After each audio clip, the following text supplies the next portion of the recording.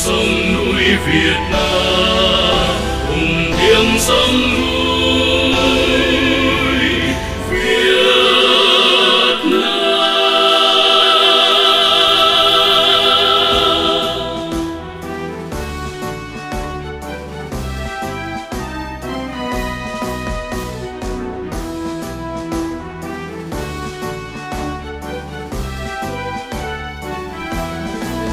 Mỗi bước ta đi hiên ngang trên bờ trời sáng lên, đầu tựa mây chân vui đã lại miều, vượt đèo cao vượt sâu ta đi tới.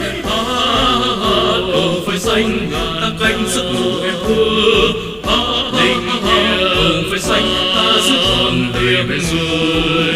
Đoàn kết cảnh giác liêm chính kiếm cờ, hoàn thành nhiệm vụ khắc phục khó khăn, dũng cảm trước địch vì nước quên thân, trung thành với đảng tận tụy với dân.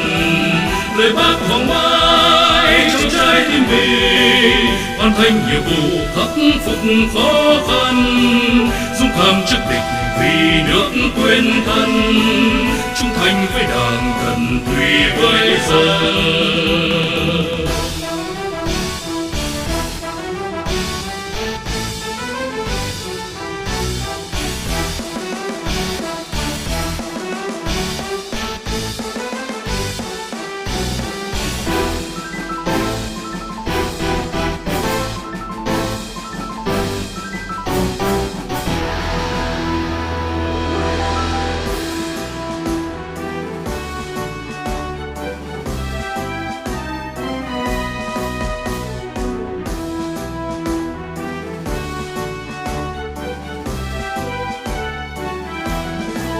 Mỗi bước ta đi hiên ngang trên bờ trời sáng lên, đầu tựa mây chân gối đã tại miều, vượt đèo cao vượt sâu ta đi tới.